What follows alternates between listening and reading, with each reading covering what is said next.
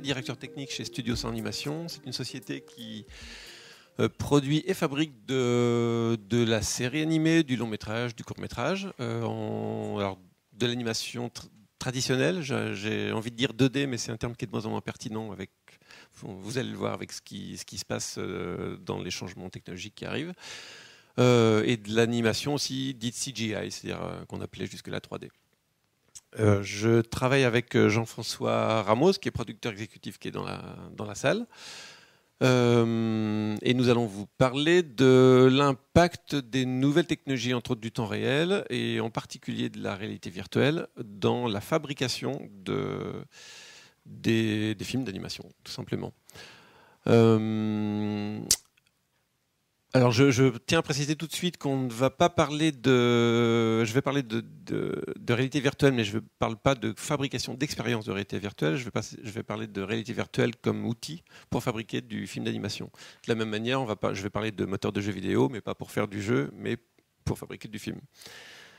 Et en fait, on va voir que l'impact qu'on a vécu, nous, dans notre société, en intégrant le temps réel et entre autres la réalité virtuelle, en début de production, dans la création, dans l'aide à la mise en scène, à travers les outils de storyboarding, a eu un impact sur toute la production, qui a modifié aussi la manière de travailler donc, en production, d'organiser les métiers, et a invité tous les autres départements à suivre la voie et à s'intéresser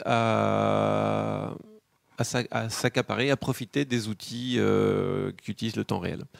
Donc là, je vais faire un petit focus sur ce qui s'est passé il y a déjà 3 ans dans notre société. On s'est posé la question de savoir si les quelques problématiques qu'on avait assez récurremment dans la fabrication, dans la mise en scène, dans l'anticipation de la mise en scène, à savoir le travail de storyboard qui se fait par le dessin, parce que ça va plus vite, et qui pose quelques petits problèmes parce qu'il faut que par le dessin on anticipe, dans le cas d'une animation en 3D par exemple, on anticipe des volumes, des distances, etc.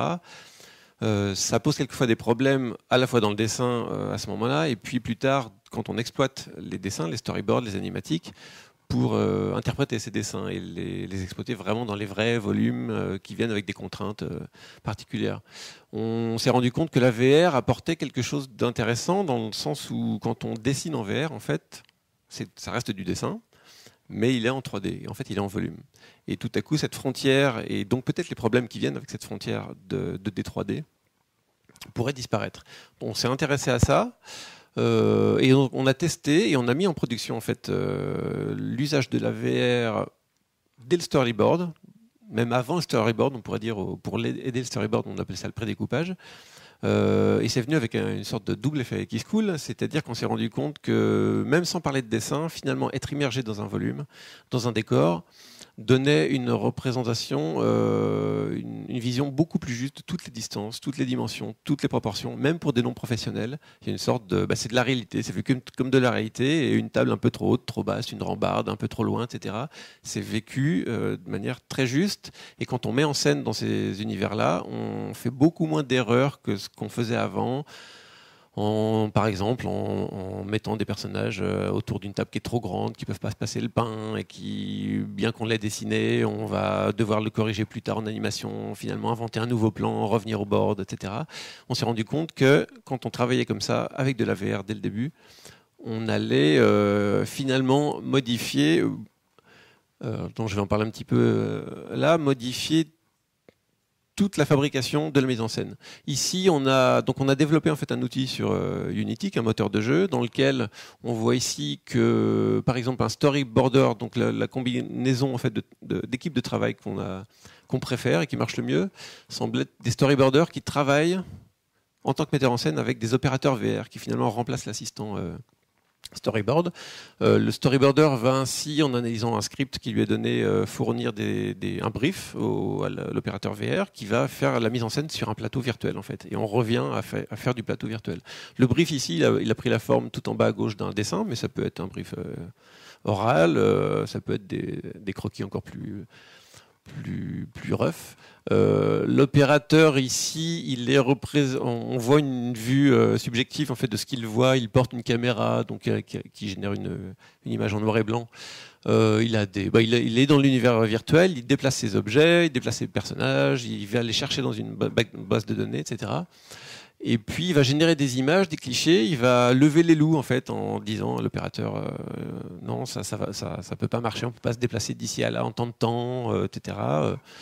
Et il va générer à la fois des informations 3D et pourquoi pas des images. Ici, on voit à droite en fait une image qui est arrivée chez le storyboarder, qui continue de travailler, qui peut rajouter s'il veut du montage, du dessin, etc.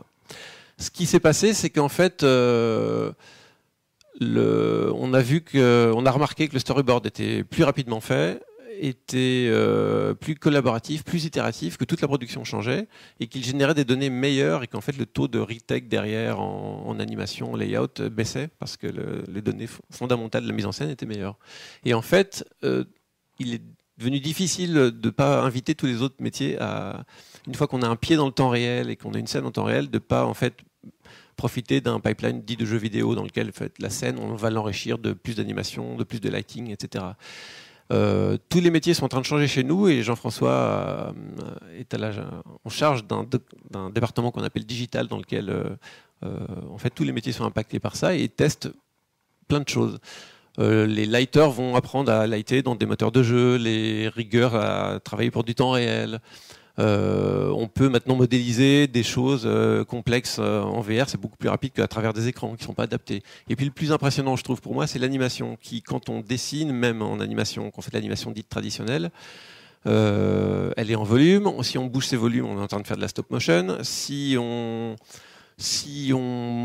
peut en fait enregistrer dans la plupart des systèmes en VR en temps réel son mouvement, donc on fait du marionnettisme, et si on fait ce que j'appelle du marionnettisme 1 pour 1, c'est-à-dire ma main gauche pour la main gauche du personnage, ma main droite pour sa main droite, etc. On est en train de faire de la mocap. Et tout ça se retrouve maintenant dans les mêmes systèmes, en temps réel.